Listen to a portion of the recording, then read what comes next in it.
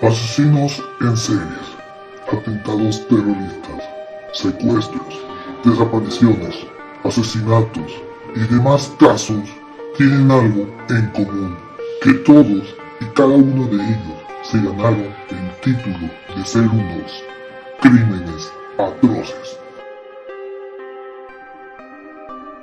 Bienvenidos sean a Crímenes Atroces, el podcast de donde cada semana yo, Santiago Quiroz y Abato, les contaré a todos ustedes los casos de crimen real más atroces, macabros, mediáticos, terroríficos y sanguinarios que han marcado la historia de la humanidad. Bienvenidos sean al episodio 35, el segundo episodio del mes de noviembre. Espero que les haya gustado el episodio anterior sobre la masacre de Múnich, o München como se pronuncia. Y este caso que viene a continuación lo quería poner para el Día de Muertos, para la semana de Día de Muertos, pero ya tenía programado los episodios de este año, pero apenas estoy empezando con esto y saben que mi organización es medio horrible, pero esto es un caso. Y como nota importante, este episodio está indirectamente ligado al episodio 1 de este podcast. ¿Por qué? Por lo que vamos a contar a continuación. Todos conocen la historia de Jeffrey Dahmer, conocido como el caníbal de Milwaukee, que es parte del episodio 1. Que era un joven tranquilo y gentil que terminó siendo un temible monstruo que asesinó a 17 jóvenes. Pero ¿qué tal si les digo que existió un asesino en serie que utilizaba el mismo modus operandi de Dahmer, pero ocurrió al norte de Londres, cuando una persona amable fue condenado por 15 asesinatos. Así que hoy conocerán el caso de Dennis Nielsen, el asesino amable. Este es un caso literal. Este caso lo llamaron el Jeffrey Dahmer británico porque era parecido a Jeffrey Dahmer. Cuando sepan bien la historia, sabrán el por qué. Bueno, antes de hablar de los crímenes, hablemos por el principio. Dennis Andrew Nielsen nació el 23 de noviembre de 1945 en Freshburg, Aberdeenshire, Escocia. Nuevamente, perdone mi mala pronunciación. Fue el segundo de 3 hijos del matrimonio conformado por Elizabeth Duty White y Olaf Magnus Mosheim, quien este último era un soldado noruego que había viajado a Escocia en 1940 como parte de las fuerzas noruegas libres tras la ocupación alemana en Noruega. Cuando conoció a Elizabeth, se casaron en mayo del 42 y se mudaron a la casa de sus padres. El matrimonio de los padres de Nielsen fue difícil. Su padre no veía la vida matrimonial con ninguna seriedad y estaba preocupado por sus deberes en las fuerzas noruegas libres y hacía pocos esfuerzos por pasar tiempo con su esposa o a encontrarle un hogar. Y después del nacimiento del tercer hijo de la pareja, o sea de Nielsen, se divorciaron en 1948. Bueno, no, del tercer hijo. Nielsen fue el segundo, ya me acordé. Nielsen era un niño tranquilo, pero aventurero. Sus primeros recuerdos eran de picnics familiares en la campiña escocesa con su madre y sus hermanos, del estilo de vida piadoso de sus abuelos y de los largos paseos por el campo llevados en los hombros de su abuelo, a quien era particularmente cercano. O sea, el abuelo emulaba la figura paterna que Dennis Nielsen nunca tuvo. Él describió esta etapa de su infancia como una de alegría y siendo su abuelo su gran héroe y protector. Pero tristemente, su abuelo murió el 31 de octubre de 1951 de un ataque cardíaco mientras pescaba en el Mar del Norte. En lo que Nielsen describió más tarde como el recuerdo más vivido de su infancia. Su madre, llorando, le preguntó si quería ver a su abuelo. Cuando respondió que sí, lo llevaron a la habitación donde yacía su abuelo en un ataúd abierto. Mientras Nielsen contemplaba el cuerpo de su madre, su madre le dijo que su abuelo estaba durmiendo y agregó que había ido a un lugar mejor. O sea, ¿qué carajos por qué le muestras el cadáver de su abuelo a un niño? O sea, horrible. En los años posteriores a la muerte de su abuelo, Nielsen se volvió más tranquilo y retraído, y a menudo se quedaba solo en el puerto observando los barcos de arenque. En casa, rara vez participaba en actividades familiares y se abstenía de cualquier intento de los miembros adultos de la familia de demostrarle afecto. Nielsen empezó a resentirse por lo que consideraba la atención injusta de su madre, su abuela y más tarde su padrastro mostraban hacia su hermano mayor y su hermana menor. Nielsen envidiaba la popularidad de Olaf Jr., su hermano. A menudo hablaba o jugaba con su hermana menor, Silvia, a quien estaba más cerca de cualquier otro miembro de la familia tras el fallecimiento de su abuelo. Esto es muy común en este tipo de personas que prefieren juntarse más con otro miembro que con los demás. En una de sus excursiones en solitario a la playa de Inverarallochi, está horrible pronunciar esta playa, perdón Escocia, pero sus playas son impronunciables, además de fríos. Esta excursión en 1954 o 1955, depende de la fuente, Nielsen quedó sumergido bajo el agua y casi fue arrastrado mar adentro. Al principio entró en pánico, agitando los brazos y gritando, mientras jadeaba por aire que no estaba allí. Allí recordó haber creído que su abuelo estaba a punto de llegar y sacarlo antes de experimentar una sensación de tranquilidad. Su vida fue salvada por otro joven que lo arrastró a tierra. Poco después de este incidente, la madre de Nielsen se mudó de la casa de sus abuelos a un apartamento con sus 3 hijos. Más tarde se casó con un constructor llamado Andrew Scott, con quien tuvo 4 hijos más en otros tantos años. Aunque Nielsen inicialmente estaba resentido con su padrastro, a quien consideraba un disciplinador injusto, gradualmente llegó a respetarlo de mala gana y la familia se mudó a Strichen en 1955. Al inicio de la pubertad, Nielsen descubrió que era gay, lo que inicialmente lo confundió y avergonzó, porque eran los tiempos que ser gay era mal visto a la sociedad. Mantuvo su sexualidad oculta a su familia y a sus pocos amigos. Debido a que los chicos le atraían, tenían rasgos faciales similares a los de su hermana menor, Silvia, y en una ocasión la acarició sexualmente, creyendo que su atracción hacia los chicos podría ser una manifestación del cuidado que sentía por ella. Nielsen no hizo ningún esfuerzo por buscar contacto sexual con ninguno de sus compañeros, por los que se sentía atraído sexualmente, aunque más tarde dijo que había sido acariciado por un joven mayor y que no encontró la experiencia desagradable. En una ocasión también acarició y manoseó el cuerpo de su hermano mayor mientras dormía. Y como resultado de esto, Olaf Jr., su hermano, comenzó a sospechar que su hermano era gay y regularmente lo menospreciaba en público, refiriéndose a Dennis como, cito, gallina, que era una forma escocesa de referirse a los gays. A medida de que Nielsen avanzaba hacia la adolescencia, encontró la vida en Strichen cada vez más sofocante, como vivir en Querétaro, más o menos, con servicios de entretenimiento y oportunidades profesionales limitados. Respetaba los esfuerzos de sus padres por mantener y cuidar a sus hijos, pero comenzó a resentir el hecho de que su familia era más pobre que la mayoría de sus compañeros y que su madre y su padrastro no hacían ningún esfuerzo por mejorar sus estilos de vida. Por eso, Nielsen rara vez invitaba a sus amigos a la casa.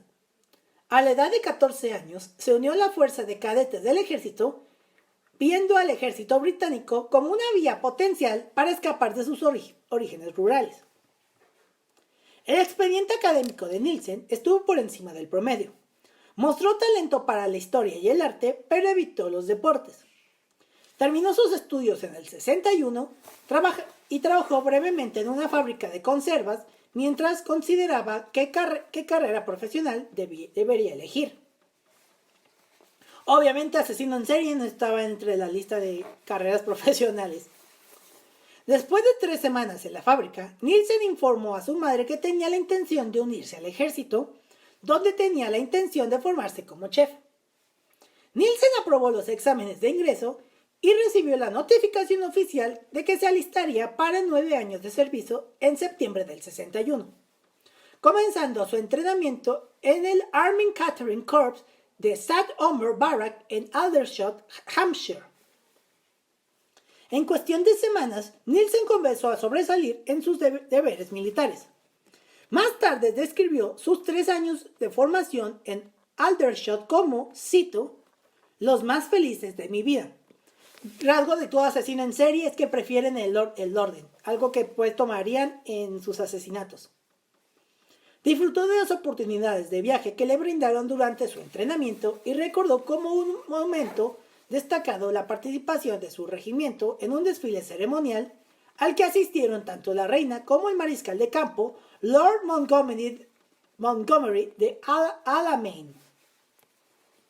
Mientras estaba destinado en Aldershot, los sentimientos latentes de Nielsen comenzaron a despertarse, pero mantuvo su orientación sexual bien oculta a sus colegas.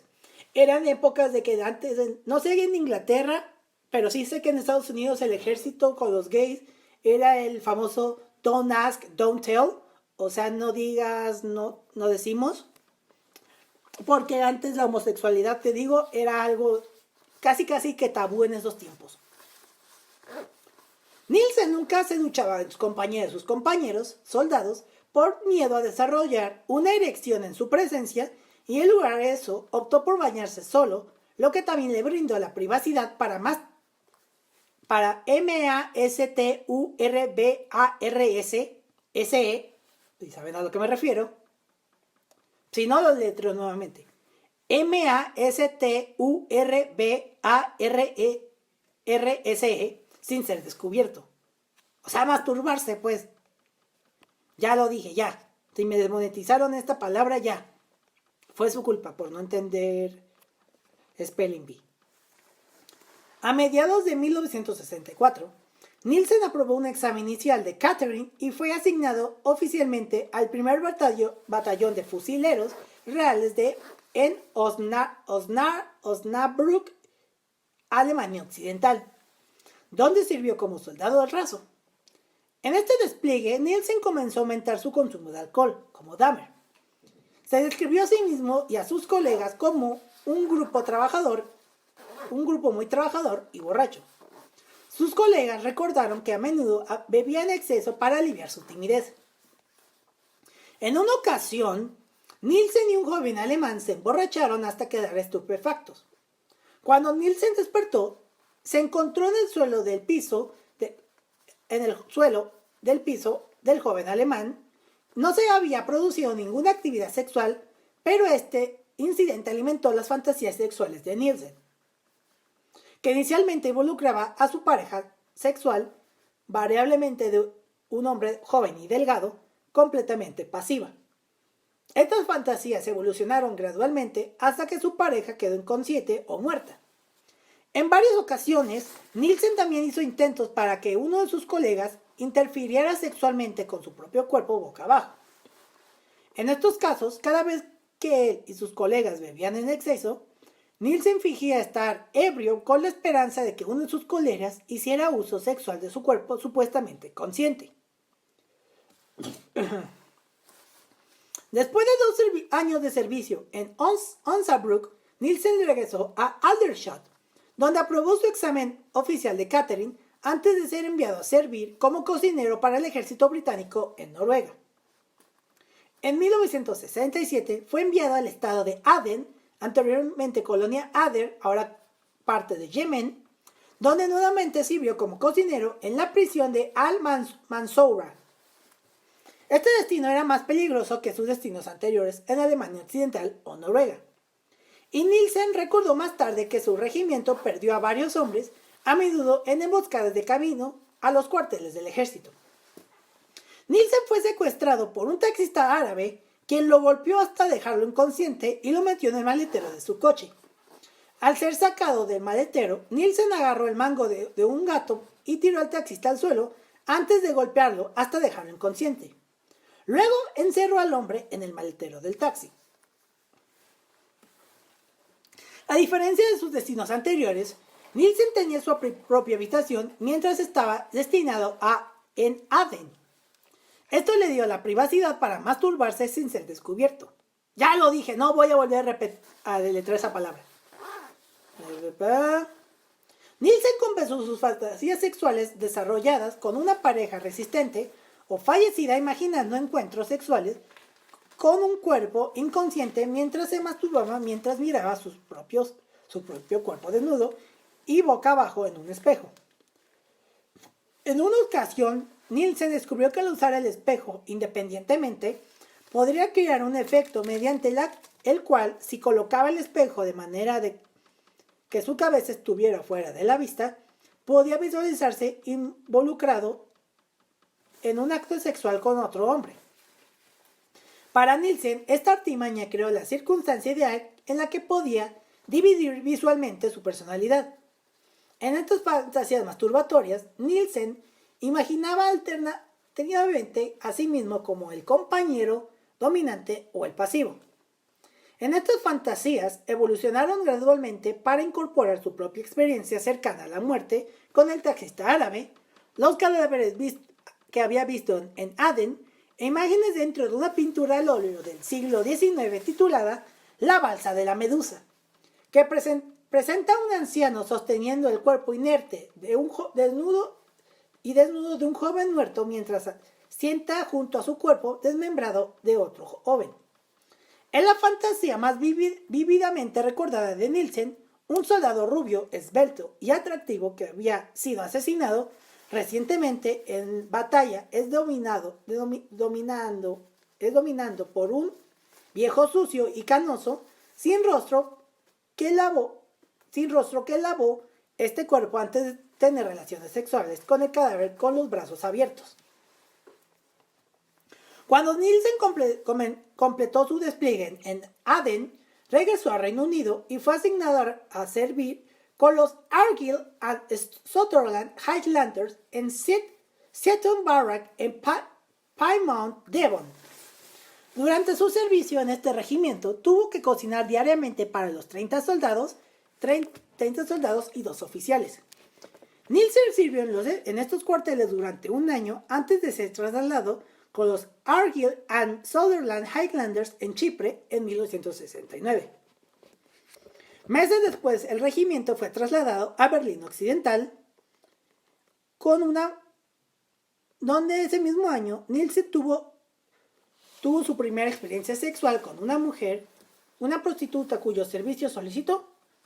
Se jactó que este encuentro sexual ante sus colegas, pero luego afirmó que las relaciones sexuales con una mujer le parecían, cito, sobrevaloradas y deprimentes. No sé por qué decía esto, pero lo decía. Después de un breve periodo con los Argyll and Sutherland Highlanders en Inverness, Nielsen fue seleccionado para cocinar para la Guardia Real de la Reina. En enero del 71, ser reasignado para servir como cocinero en un regimiento diferente en las Islas Shetland, donde terminó sus 11 años de carrera militar con el grado de cabo en octubre del 72. Entre octubre y diciembre de 1972, Nielsen vivió con su familia mientras consideraba el próximo paso de su carrera. En más de una ocasión durante los 3 meses que Nielsen vivió en Strichen, su madre expresó su opinión de que estaba más preocupada por su falta de compañía femenina que por su carrera profesional y de su deseo de verlo casado y formar una familia. En una ocasión, Nielsen se unió con su hermano mayor Olaf Jr., su cuñada y otra pareja para ver un documental sobre los hombres homosexuales. Todos los presentes se burlaron del tema, excepto Nielsen, que habló ardientemente en defensa de los derechos homosexuales. Siguió una pelea tras la cual Olaf Jr. informó a su madre que el tenis era gay y Nielsen nunca volvió a hablar con su hermano mayor y solo mantuvo contacto escrito esporádico con su madre, su padrastro y sus hermanos menores. Luego de eso, decidió incorporarse a la Policía Metropolitana y se trasladó a Londres en diciembre para comenzar el curso de formación. En abril del 73, Nielsen completó su formación policial y fue destinado a Willesden Green, todavía cadete y agente de policía subalterno. Realizó varios arrestos, pero nunca tuvo que someter físicamente a un miembro del público. Nielsen disfrutaba del trabajo, pero echaba de menos la camaradería del ejército. Comenzó a beber por las noches y durante el verano y el otoño del 1973, Nielsen comenzó a frecuentar pubs gay y tuvo varias relaciones casuales con hombres. Consideraba estos encuentros como relaciones destructoras del alma en las que solo prestaba su cuerpo a su pareja en una vana búsqueda de paz interior mientras buscaba una relación duradera. En agosto, después de una relación fallida, Nielsen llegó a la conclusión de que su estilo de vida personal estaba en desacuerdo con su trabajo. Su padre biológico murió en el mismo mes, dejando a cada uno de sus 3 hijos 1,000 libras, equivalente a aproximadamente 9.972 libras esterlinas en 2022. Bueno, 2020, el año pasado, no sé cuánto sería ahorita.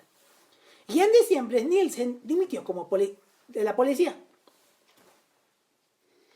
Entre diciembre del 73 y mayo del 74, Nielsen trabajó como guardia de seguridad y el trabajo era intermitente y decidió buscar un empleo más estable y seguro.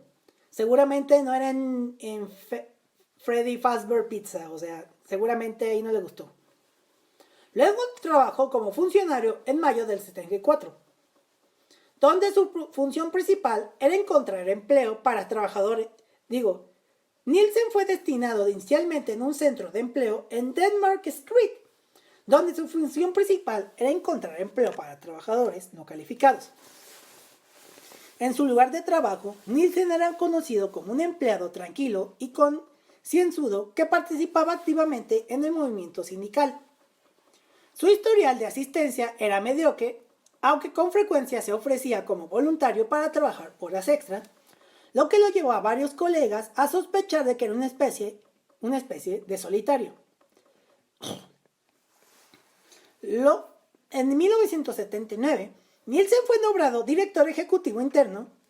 Fue ascendido oficialmente al puesto de director ejecutivo con responsabilidades de supervisión adicionales en junio del 82 y transferido a otro centro de trabajo en Kentish Town, continuando este trabajo hasta su arresto.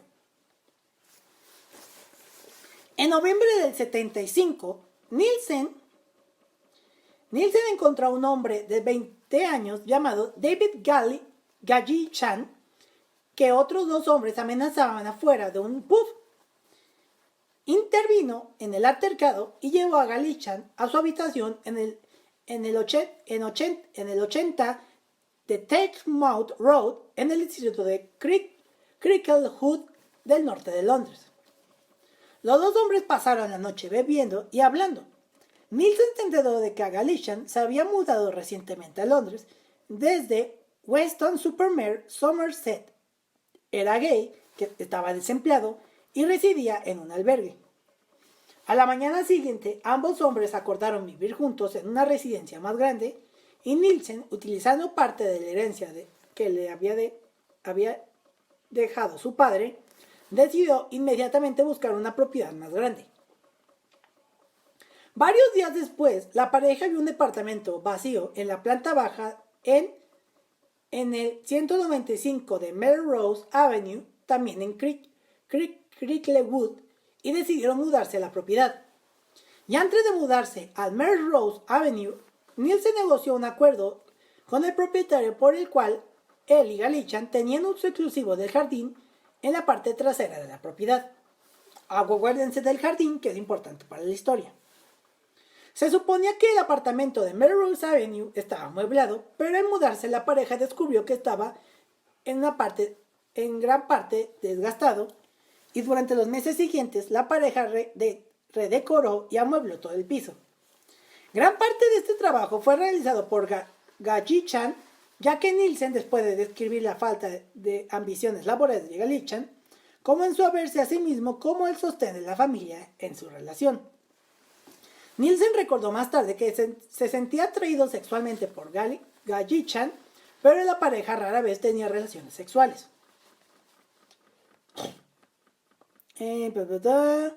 Inicialmente, Nielsen experimentó satisfacción doméstica con Gaji-chan, pero un año después de mudarse a Melrose Avenue, la relación superficial entre dos hombres comenzó a mostrar signos de tensión.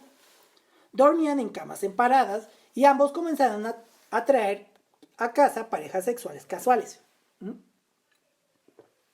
Gaji-chan insistió más tarde que Nielsen nunca había sido físicamente violento hacia él, pero que sí se involucró en abuso verbal, y la pareja había comenzado a discutir con cada vez más frecuencia a principios de 1976. Nielsen declaró más tarde que luego de una acalorada discusión en mayo del 77, exigió a Gaji-chan que abandonara la residencia. Gaji-chan informó más tarde a los investigadores que había decidido poner en fin de la relación. Nielsen formó breves relaciones con otros jóvenes durante los siguientes 18 meses. Ninguna de estas relaciones duró más de unas pocas semanas y ninguno de los hombres expresó ninguna intención de vivir con él de forma permanente. A finales del 78 vivía una existencia solitaria. Había experimentado al menos 3 relaciones fallidas en los 18 meses anteriores y más tarde confesó haber desarrollado una convicción cada vez mayor de que no era apto para vivir con él. A lo largo del 78 dedicó una cantidad cada vez mayor de su tiempo, esfuerzo y asiduidad a su trabajo, y la mayoría de las noches pasaba consumiendo bebidas estupefacientes, espirituosas o cervezas mientras escuchaba música. Y ahora aquí es como comenzamos con los asesinatos de Nielsen. Nielsen mató a su primera víctima, llamado Stephen Holmes, de 14 años, el 30 de diciembre de 1978. 78 igual que la primera víctima de Dahmer. Holmes se encontró con Nielsen en el pub Crickwood Arms, donde Holmes había intentado sin éxito comprar alcohol, porque era menor de edad. Según Nielsen, había estado bebiendo mucho solo el día que conoció a Holmes, antes de decidir que por la noche que debía a toda costa abandonar su apartamento y buscar compañía. Nielsen invitó a Holmes a su casa con la promesa de que los dos bebieron alcohol y escucharon música, creyendo que tenía aproximadamente 17 años. En casa de Nielsen, tanto él como Holmes bebieron mucho antes de quedarse dormidos. A la mañana siguiente, Nielsen se despertó y encontró a Holmes durmiendo a su lado en su cama. En sus confesiones escritas posteriores, Nielsen afirmó que tenía miedo de despertarlo en caso de que me dejara. Después de acariciar al joven dormido, Nielsen decidió que Holmes se quedaría conmigo durante el año nuevo, lo quisiera o no. Tomando una corbata, Nielsen montó a Holmes mientras lo estrangulaba hasta dejarlo inconsciente, antes de ahogar al adolescente en un balde lleno de agua. Luego, Nielsen lavó el cuerpo en su bañera antes de colocar a Holmes en su cama y acariciar su cuerpo. Se masturbó 2 veces sobre el cuerpo antes de esperar a que pasara el rigor mortis para poder guardar el cadáver debajo del suelo. El cadáver atado de Holmes permaneció debajo del suelo durante casi 8 meses antes de que Nielsen encendiera una hoguera en el jardín detrás de su apartamento y quemara el cuerpo el 11 de agosto del 79. Después de su primer asesinato, el 11 de octubre del 79, intentó asesinar a un estudiante de Hong Kong llamado Andrew Ho, a quien había conocido en un pub de St. Martin's Lane y había traído a su apartamento con la promesa de tener sexo. Nielsen intentó estrangular a Ho, quien logró huir de su apartamento y denunció el incidente a la policía. Nielsen fue interrogado en relación con el incidente, pero Ho decidió no presentar cargos. 2 meses después del intento de asesinar a Ho, el 3 de diciembre del 79, Nielsen encontró a un estudiante canadiense de 23 años llamado Kenneth Ockenden, que había estado de gira por Inglaterra visitando a sus familiares. Nielsen se encontró con Ogden mientras ambos vivían en un pub del West End. Al enterarse de que el joven era un turista, Nielsen se ofreció a mostrarle a Ogden varios lugares emblemáticos de Londres, oferta que él aceptó. Luego Nielsen invitó al estudiante a su casa con la promesa de comer y beber más. La pareja se detuvo en una ventanilla sin licencia de camino a la residencia de Nielsen, compró whisky, ron y cerveza y Ogden insistió en compartir la cuenta.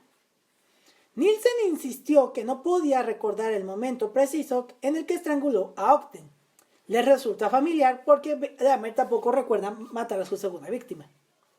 Pero recordó que estranguló al joven con un cable de sus auriculares mientras Ogden escuchaba música. También recordó haber arrastrado a Ogden por el suelo con el cable enrollado alrededor de su cuello mientras lo estrangulaba, antes de servirse medio vaso de ron y seguir escuchando música en los auriculares con los que había estrangulado a Ockenden. Al día siguiente, Nielsen compró una cámara Polaroid y fotografió el cuerpo de Ockenden en varias posiciones sugerentes. Luego colocó el cadáver de Ockenden tendido sobre él en su cama mientras miraba la televisión durante varias horas antes de envolver el cuerpo en bolsas de plástico y guardarlos debajo del piso. Aproximadamente 4 ocasiones durante las siguientes quincenas, Nielsen desenterró el cuerpo de Ockenden de debajo del piso y lo sentó en un sillón junto a él, mientras él mismo miraba televisión y bebía alcohol.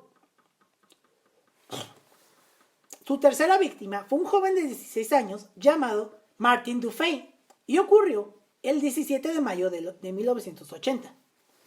Dufay era un estudiante de restauración de Birkenhead, Merseyside, que había hecho autostop hasta Londres sin el conocimiento de sus padres el 13 de mayo, tras ser interrogado por la policía del transporte británica por evadir su billete de tren. Durante 4 días, Dufay había dormido en la Intemperie cerca de la estación de tren de Euston antes de que Nielsen se encontrara con el joven cuando regresaba de una conferencia sindical en Southport. Dufay recordó Nielsen estaba exhausto y hambriento y aceptó felizmente la oferta de Nielsen de comer y dormir para pasar la noche. Después de que el joven se quedó dormido en la cama de Nielsen, le hizo una ligadura alrededor del cuello, luego simultáneamente se sentó sobre el pecho de Dufay y apretó la ligadura con gran fuerza. Nielsen mantuvo este agarre hasta que Dufay quedó inconsciente, luego arrastró al joven a su cocina y luego en el fregadero antes de bañarse con el cuerpo, que recordó como, cito, el más joven que jamás había visto. El cuerpo de Dufay fue colocado primero sobre una silla en la cocina, luego sobre la cama en la que lo habían estrangulado, y el cuerpo fue besado, felicitado y acariciado repentinamente por Nielsen, tanto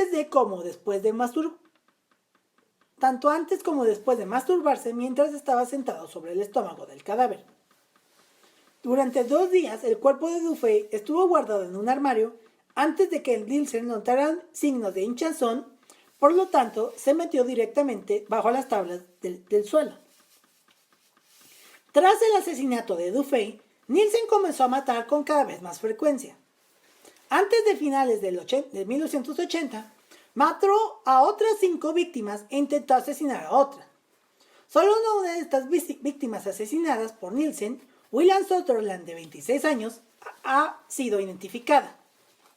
Los recuerdos de Nielsen sobre las víctimas no identificadas eran vagos, pero recordaba gráficamente cómo cada víctima había sido asesinada y cuánto tiempo había estado reteniendo el cuerpo antes de la disección. Una víctima no identificada asesinada en noviembre había movido las piernas en un movimiento ciclista mientras lo estrangulaba. Se sabe que Nielsen se ausentó del trabajo entre el 11 y el 18 de noviembre, probablemente debido a este intento de asesinato en particular. Otra víctima no identificada, que Nielsen había intentado sin éxito resucitar antes de caer de rodillas y sollozar, luego escupió a su propia imagen mientras se miraba en el espejo. Y en otra ocasión, yacía en la cama junto al cuerpo de una víctima no identificada mientras escuchaba el tema clásico Fanfare of the Common Man antes de estallar en lágrimas. Inevitablemente, los cuerpos acumulados debajo de las tablas del piso de Nielsen atrajeron insectos y crearon un dolor desagradable, particularmente durante los meses de verano. En ocasiones, cuando Nielsen desenterraba a las víctimas debajo del piso, notaba que los cuerpos estaban cubiertos de pupas infestados de gusanos. Con la cabeza de algunas víctimas salían gusanos de las cuencas de los ojos y de la boca. Colocó desodorantes debajo de las tablas del piso y roció insecticida alrededor del piso 2 veces al día, pero el olor a descomposición y la presencia de moscas persistieron. A finales de 1980, Nielsen extrajo y diseccionó los cuerpos de cada víctima asesinada desde diciembre del 79 y los quemó en una hoguera comunitaria que había construido en un terreno baldío detrás de su apartamento. Para disimular el olor de carne quemada de los 6 cuerpos disecados colocados en esta pira, Nielsen coronó la hoguera con un neumático viejo de automóvil, muy mexicano. 3 niños del vecindario se pararon para observar esta hoguera en particular, y Nielsen describió más tarde en sus memorias que sintió que habría parecido en orden si hubiera visto a estos 3 niños bailando alrededor de una pira funeraria masiva. Cuando la hoguera se redujo a cenizas y brasas, Nielsen usó un rastrillo para buscar entre los escombros huesos reconocibles. Al notar que un cráneo aún estaba intacto, lo hizo pedazos con su rastrillo. Algo así como lo que hizo Dahmer con el cráneo de sus víctimas. El 4 de enero del 81, o alrededor de esa fecha, Nielsen se encontró con un hombre no identificado a quien describió a los investigadores como un joven escocés de 18 años y ojos azules en el pub Golden Lion de Soho. Lo atrajeron a Melrose Avenue con la promesa de participar en un concurso de bebida.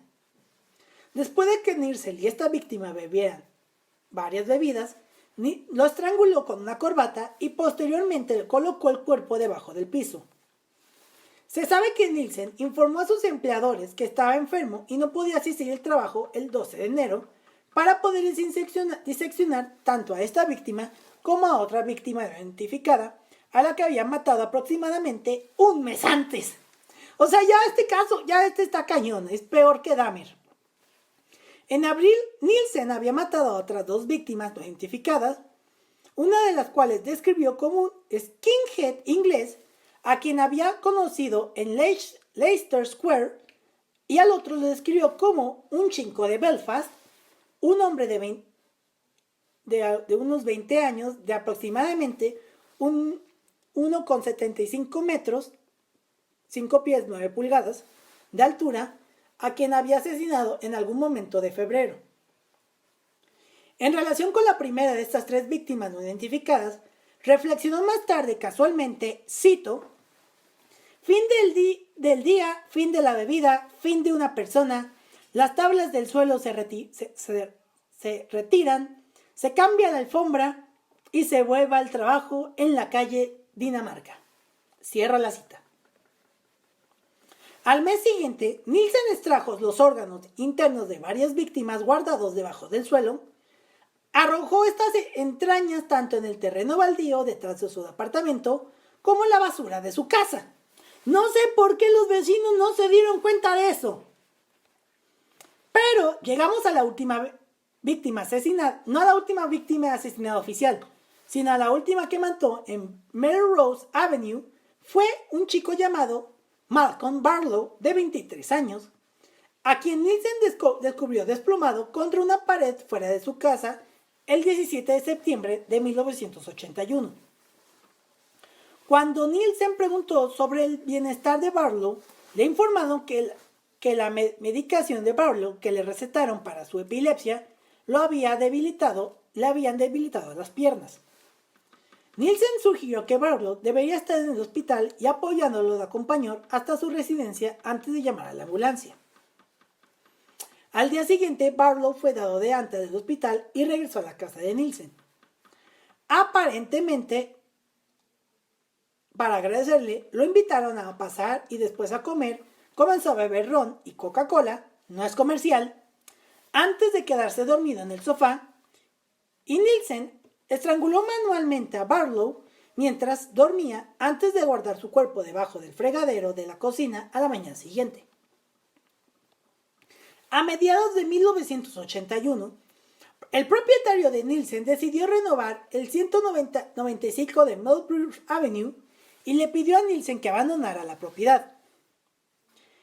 Inicialmente se resistió a la propuesta, pero aceptó con una oferta de 1,000 libras esterlinas del propietario para desalojar la residencia. Se mudó al ático en el 23 de Carley Gardens, en el distrito de Muswell Hill, del norte de Londres, el 5 de octubre del 81. El día antes de abandonar la propiedad, Nielsen quemó los cuerpos disecados de las últimas 5 víctimas que había matado en esta dirección sobre una tercera y última hoguera que encendió en el jardín detrás de su apartamento. Una vez más, Nielsen se aseguró de coronar la hoguera con un neumático viejo de coche para disimular el olor a carne quemada. Nielsen ya había disecado los cuerpos de 4 de estas víctimas en enero y agosto y solo necesitaba contemplar la disección de Barlow para esta tercera hoguera.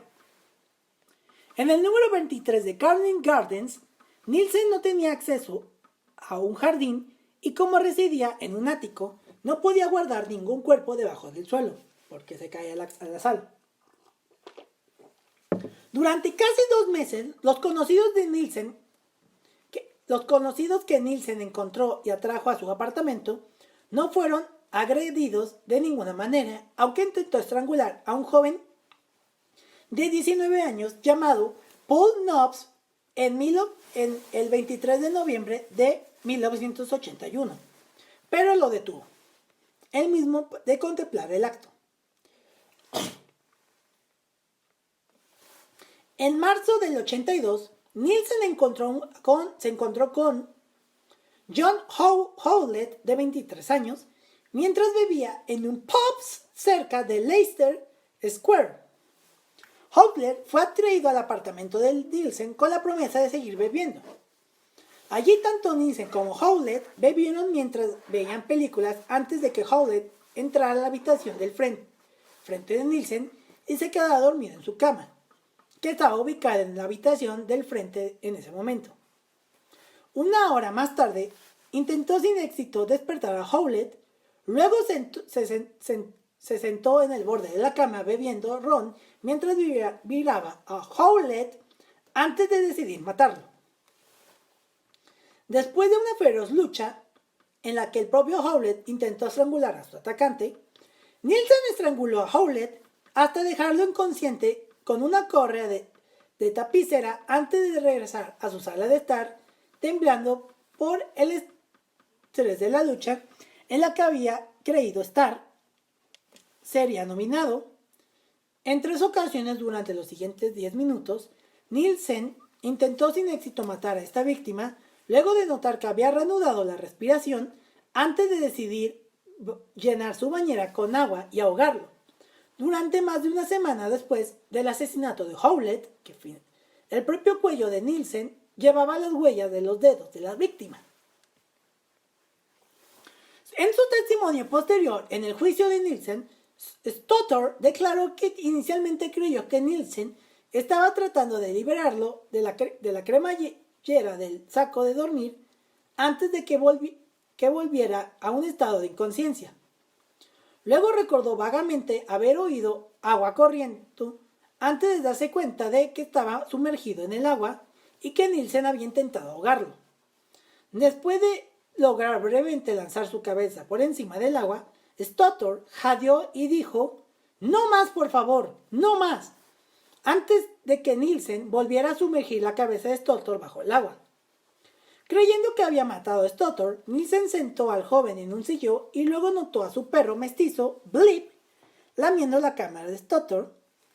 Nielsen se dio cuenta de que apenas estaba vivo, frotó las extremidades y el corazón de Stothor para aumentar la circulación, cubrió el cuerpo del joven con mantas y luego lo acostó en su cama.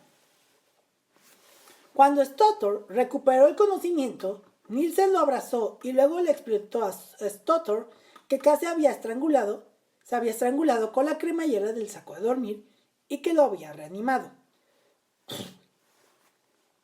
Durante 2 días siguientes, Stothor perdió el conocimiento repentinamente. Cuando Stothor recuperó las fuerzas suficientes para interrogar a Nielsen sobre sus recuerdos de haber sido estrangulado y sumergido en agua fría, explicó que había quedado atrapado en la cremallera del saco de dormir después de una pesadilla y lo había colocado en agua fría como estabas en shock. Luego Nielsen llevó a Stothor a una estación de tren cercana donde le informó al joven que esperaba volver a verse antes de despedirse de él. 3 meses después del ascenso de Nielsen, en junio del 82, al puesto de director ejecutivo de su empleo, se encontró a un joven de 27 años llamado Graham Allen que intentaba tomar un taxi en Sheffield Avenue.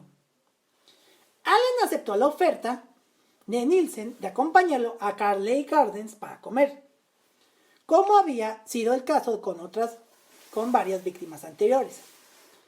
Me voy a quitar eso, perdonen. Nielsen declaró que no podía recordar el momento preciso en el que había estrangulado a Allen, pero recordó haberse acercado a él mientras estaba sentado comiendo una tortilla con la plena intención de asesinarlo. El cuerpo de Allen estuvo retenido en la bañera durante un total de 3 días antes de que Nielsen comenzara la tarea de diseccionar su cuerpo en el piso de la cocina. Se sabe nuevamente que Nielsen informó a sus empleadores que estaba enfermo y no podía asistir al trabajo el 9 de octubre del 82, probablemente para poder completar la disección del cuerpo de Allen. Y aquí llegamos a la última víctima de Nielsen. El 26 de enero de 1983 mató a su última víctima, llamado Steven Sinclair, de 20 años. Sinclair fue visto por última vez por unos conocidos en compañía de Nielsen caminando en dirección hacia una estación de metro. En el apartamento de Nielsen, Sinclair se quedó dormido en un estupor inducido por las drogas y el alcohol en un sillón mientras estaba sentado escuchando la ópera rock Tommy de la legendaria banda The Who. Nielsen se acercó a Sinclair, se arrodilló ante él y se dijo a sí mismo, cito: «Oh, Steven, aquí voy de nuevo», antes de estrangular a Sinclair con una ligadura construida con una corbata y una cuerda. Al notar las vendas de crepé en cada una de las muñecas de Sinclair, Nielsen se las quitó y descubrió que varias marcas de cortes profundos en los lugares donde Sinclair había intentado suicidarse recientemente. O sea, mató a alguien que se iba a suicidar. Pues más o menos le hizo un favor. Siendo su ritual habitual de bañar el cuerpo, Nielsen colocó el cuerpo de Sinclair sobre su cama, le aplicó talco en polvo y luego colocó 3 espejos alrededor de la cama ante él, desnudo junto al hombre muerto. Varias horas más tarde, giró la cabeza de Steven hacia él antes de besar su cuerpo en la frente y decir, cito, «Buenas noches, Steven». Luego Nielsen se quedó dormido junto al cuerpo. Como había sido el caso tanto como de Holton como con Allen, el cuerpo de Sinclair fue posteriormente disecado con varias partes desmembradas envueltas en bolsas de plástico y almacenadas en un armario, una cómoda para té o dentro de un cajón ubicado debajo de la bañera. Las bolsas utilizadas para sellar los restos de Sinclair fueron selladas con las mismas vendas de crepet que Nielsen le había encontrado en las muñecas de Sinclair. Intentó deshacerse de la carne, los órganos internos y los huesos más pequeños de las 3 víctimas asesinadas en Carnell Gardens, tirando sus restos disecados por el inodoro. En una práctica que había llevado a cabo con varias víctimas asesinadas en Melrose Avenue. También hirvió las cabezas, manos y pies para quitar la carne de estas secciones del cuerpo de las víctimas. El 4 de febrero de 1983, Nielsen escribió una carta de queja a los agentes inmobiliarios quejándose de que los desagües de Carnell Gardens estaban bloqueados y de que esta situación, tanto para él como para los demás inquilinos de la propiedad, eran intolerantes. Si él mismo tapó las cañerías, ¿cómo no va a ser intolerante? Al día siguiente, se negó a permitir a un conocido entrar a su propiedad, ya que había comenzado a desmembrar el cuerpo de Sinclair en el piso de su cocina. Los asesinatos de Nielsen fueron descubiertos por primera vez por un empleado de Dino Rod llamado Michael Catran, quien respondió a las quejas sobre plomería presentadas tanto por Nielsen como por los otros inquilinos de Carnell Gardens el 8 de febrero de 1983. Al abrir una tapa de desagüe en el costado de la casa, Catran descubrió que el drenaje estaba lleno de sustancias parecidas a carne y numerosos huesos pequeños de origen desconocido. Catran informó de sus sospechas a su supervisor Gary Weller. Como Catran había llegado a la propiedad al anochecer y él y Weller acordaron posponer la investigación adicional sobre el bloqueo hasta la mañana siguiente.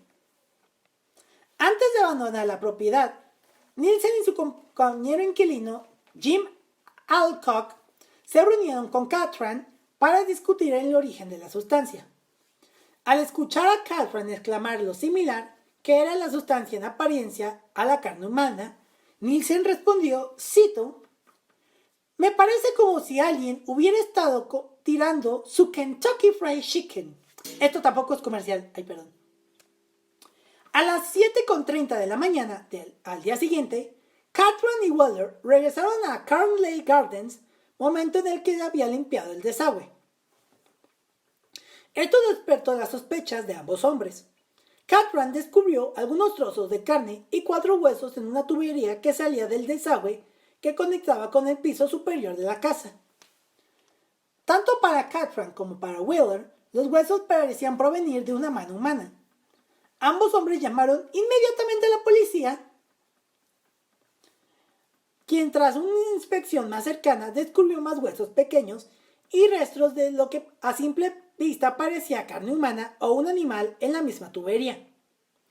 Estos restos fueron llevados a la morgue de Hornsey, donde el patólogo David Bowen informó a la policía que los restos eran humanos y que un trozo de carne en particular que concluyó que había sido de un cuello humano, que tenía marcas de ligadura. Al enterarse por otros inquilinos de que el apartamento del último piso desde donde se habían arrojado los restos humanos pertenecían a Nielsen, el inspector jefe detective Peter Jay y 2 colegas optaron por esperar afuera de la casa hasta que Nielsen regresara del trabajo. Cuando Nielsen regresó a casa, el DCI se presentó a sí mismo y a sus colegas explicando que habían venido a preguntar sobre la obstrucción de los desagües de su apartamento. Nielsen preguntó por qué la policía estaba interesada en sus desagües y también si los dos agentes presentes con Jay eran inspectores de salud. En respuesta, Jay informó a Nielsen que los otros dos también eran agentes de policía y solicitó el acceso a su casa para discutir el asunto más a fondo. Los tres agentes siguieron a Nielsen a su departamento, donde inmediatamente percibieron un olor a carne podrida. Nielsen preguntó además por qué la policía estaba interesada en sus desagües, a lo que se le informó que el bloqueo había sido causado por restos humanos. Nielsen fingió conmoción y desconcierto y dijo, cito, «Dios mío, qué horrible». En respuesta, Jay dijo, cito, «No pierdas el tiempo, ¿dónde está el resto del cuerpo?». Nielsen respondió con calma, admitiendo que el resto del cuerpo se podía encontrar en 2 bolsas de plástico en un armario cercado, de las cuales el DCI, Jay y sus colegas notaron que emanaba un olor abrumador a descomposición. Los agentes no abrieron el armario, pero preguntaron a Nielsen si se podía encontrar otras partes del cuerpo, a lo que Nielsen respondió, cito, «Es una larga historia, se remonta a mucho tiempo atrás. Te lo contaré todo. Quiero sacarlo de mi pecho. No podía, no aquí en la comisaría». Luego fue arrestado y amonestado bajo sospecha del asesinato antes de ser llevado a la comisaría de policía de Holmesray. De camino a la comisaría, le preguntaron a Nielsen si los restos que había en su apartamento pertenecían a 1 o 2 personas. Mirando por la ventanilla del coche de policía respondió, 15 o 16, cito, 15 o 16 desde 1978. O sea, tranquilamente contó sus crímenes. O sea, no fue ni con entrevistas, ni lo obligaron. Él mismo se metió el pie. O sea, todos los asesinos en serie en algún punto confiesan todo. Esa noche, el detective superintendente Chambers acompañó al DCIJ y a Bowen a Carley Garden, donde sacaron las bolsas de plástico del armario y las llevaron a la morgue de Hornsey. Se encontró en una bolsa que contenía 2 torsos disecados, uno de los cuales había sido disecado verticalmente, y una bolsa de compras que contenía varios órganos internos. La segunda bolsa contenía un cráneo humano casi completamente desprovisto de carne, una cabeza cortada y un torso con brazos unidos pero sin manos. Se descubrió que ambas cabezas habían sido sometidas a calor húmedo. En una entrevista realizada el 10 de febrero, Nielsen comenzó que había más restos humanos resguardados en una cómoda para té en su sala de estar y otros restos humanos dentro de un cajón volteado en su baño. Las partes desmembradas del cuerpo eran de los cuerpos de 3 hombres, a los cuales había matado por estrangulamiento, generalmente con una corbata. Una víctima que no pudo nombrar, a otro lo conocía como John de Guardsman, y al tercero lo identificó como Stephen Sinclair. También afirmó que a partir de diciembre del 78 había matado a 12 o 13 hombres en su antigua dirección, el 195 de Melrose Avenue. Nielsen admitió haber intentado sin éxito matar aproximadamente otras 7 personas que habían escapado o en una ocasión habían estado al borde de la muerte, pero fueron reanimadas y se les permitió salir de su residencia. En una nueva búsqueda, los restos adicionales en Carley Gardens el 10 de febrero reveló la sección inferior del torso y 2 piernas guardadas en la bolsa en el baño y un cráneo, una sección de un torso y varios huesos en el cofre del té. El mismo día, Nielsen acompañó a la policía a Melrose Avenue, donde indicó los 3 lugares en el jardín trasero que había quemado los restos de su vida, donde había quemado los restos de sus víctimas. Cartman se puso en contacto con el Daily Mirror el 10 de febrero, informando de la búsqueda en curso de restos humanos en Carley Gardens, lo que llevó al periódico a publicar la historia y despertar un intenso interés en los medios nacionales. El 11 de febrero, los reporteros del Mirror habían obtenido fotografías de la madre de Nielsen en Abershire que aparecieron en su portada al día siguiente. Portada muy controversial, ya luego mostraré la portada. El 11 de febrero del 83, Nielsen fue acusado oficialmente del asesinato de Stephen Sinclair y fue trasladado al HMP Brixton para permanecer en prisión preventiva hasta su juicio. Según Nielsen, al ser trasladado a la prisión de Brixton, en espera de su juicio, su estado de ánimo era de resignación y alivio, y creía que sería considerado de conformidad con la ley inocente hasta que se demostrara su culpabilidad. Se opuso a usar uniforme de prisión mientras entraba en prisión preventiva. En protesta por tener que usar uniforme de prisión, lo que interpretó como violaciones de las reglas penitenciarias. Nielsen amenazó con protestar contra sus condiciones de prisión preventiva, negándose a usar ropa. Como resultado de esta amenaza, no se le permitió salir de su celda. El 1 de agosto, Nielsen arrojó el contenido de su orinal fuera de su celda, golpeando a varios funcionarios de prisiones.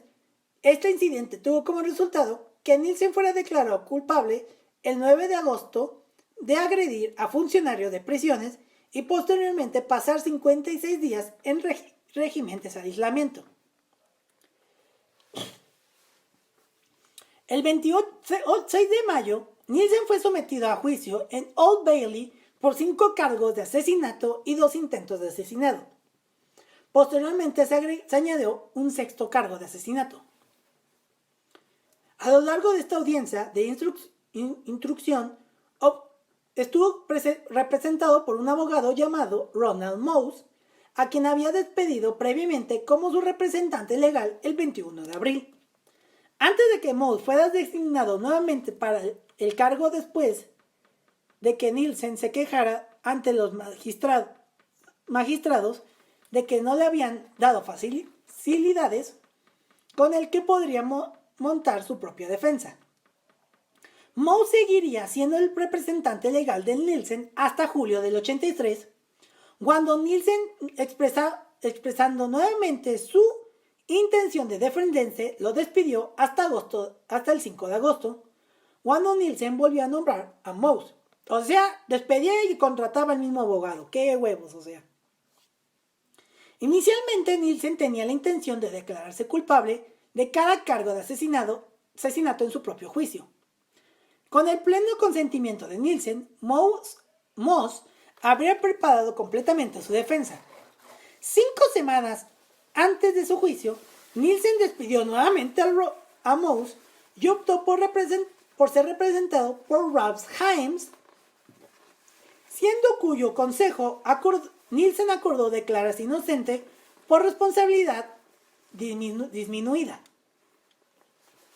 Nielsen fue llevado a juicio el 24 de octubre de 1983, acusado de 6 cargos de asesinatos y de 2 intentos de asesinato.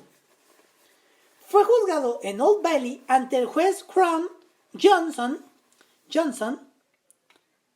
y se declaró inocente de los cargos.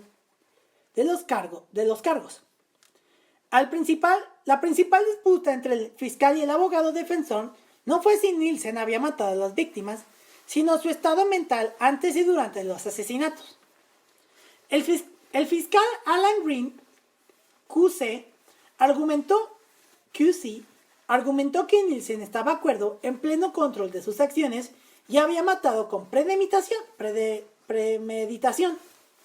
El abogado defensor Ian Lawrence, QC, argumentó que Nielsen sufría una responsabilidad disminuida, lo cual lo hacía incapaz de formar la intención de cometer un asesinato, y por lo tanto debía ser condenado únicamente por homicidio involuntario. Tras los argumentos finales tanto de la acusación como de la defensa, el jurado se retiró para considerar su veredicto el 3 de noviembre del 83. Al día siguiente, el jurado regresó con un veredicto mayoritario de culpabilidad por los 6 cargos de asesinato y 1 de intento de asesinato, con un veredicto unánime de culpable en relación al intento de asesinato de Knopf. Crum Johnson condenó a Dennis Nielsen a condena perpetua con la recomendación de que cumpliera un mínimo de 25 años de prisión. Tras su condena, Nielsen fue trasladado al HMP Wormwood Scrubs para comenzar su sentencia. Como prisionero de categoría A, se le asignó su propia celda y podía mezclarse libremente con otros reclusos, como Jeffrey Dahmer. Nielsen no presentó recurso de apelación, aceptando que el argumento de la corona, que había tenido la capacidad de controlar sus acciones y que había matado con premeditación, era esencialmente correcto. Al día de su condena, explicó además de que le emocionaba comenzar la seducción social, recuperar al amigo, la decisión de matar, el cuerpo y su eliminación. Nielsen también afirmó que la embriaguez fue la única razón por la que al menos 2 de sus intentos de asesinatos no tuvieron éxito. En diciembre del 83, un recluso llamado Albert Moffat cortó a Nielsen en la cara y en el pecho con una hoja de afeitar, lo que le provocó lesiones que requirieron 89 puntos. Posteriormente fue transferido brevemente al HMP Parkhurst antes de ser transferido al HMP Wakefield, donde permaneció hasta 1990. En 1991, Nielsen fue transferido a una unidad de prisioneros vulnerables en el HMP Full Sutton por preocupaciones por su seguridad. Permaneció allí hasta 1993, cuando fue trasladado al HMP Whitmore, nuevamente como prisionero de categoría A, y con una mayor segregación del resto de reclusos. La pena mínima de 25 años de prisión a la que Nielsen fue condenada en 1983 fue sustituida por una cadena perpetua por el ministro del Interior, Michael Howard, en diciembre del 1994. Este fallo garantizó que Nielsen nunca saldría de prisión, castigo que aceptó.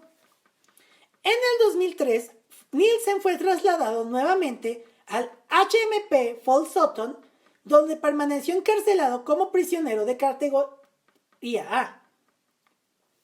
En el taller de la prisión, traducía libros al braille. Pasaba gran parte de su tiempo libre leyendo y escribiendo, y se le permitía pintar y componer música en un teclado. También intercambió cartas con numerosas personas que buscaban su correspondencia. El 10 de mayo del 2018, Nielsen fue trasladado al HMP Full Sutton, al hospital de York, después de quejarse de fuertes dolores en el estómago, y se le descubrió la rotura de un aneurisma en la aorta abdominal, que fue reparado, aunque posteriormente sufrió un coágulo de sangre como complicación de la cirugía. Y Nielsen murió el 12 de mayo del 2018. En un examen post-mortem posterior, reveló que la causa inmediata de la muerte de Nielsen fue una embolia pulmonar y una hemorragia retroperitoneal. El cuerpo de Nielsen fue incinerado en junio del 2018, es decir, hace unos 5 años.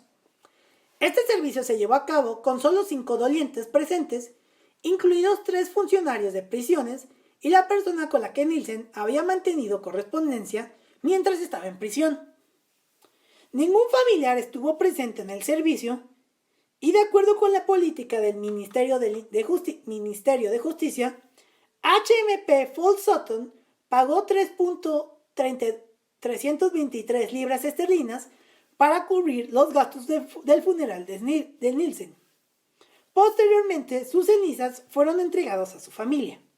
Y bueno, este fue el caso de Dennis Nielsen, el asesino amable, o como algunos ya lo conocieron, como el Jeffrey Dahmer británico. Bueno, esta historia sí me causó mucho cuando lo estaba escribiendo, pero hay que conocer a estos criminales para saber que hasta las personas más tranquilas pueden ser horribles criminales. Con esto terminamos el episodio de hoy. Y recuerden que si quieren ver las fotografías de este y otros casos, aparte de recomendaciones de series, películas o documentales de crímenes, pueden seguirme en Instagram y Tweets como @crímenesatrocespodcast y en X como @crímenesatroces. Y si quieren seguirme para saber cómo soy, pueden seguirme en X como @santqs99 y en Instagram y Tweets como @santiqs99. Con esto nos despedimos, nos vemos y nos escuchamos la próxima semana.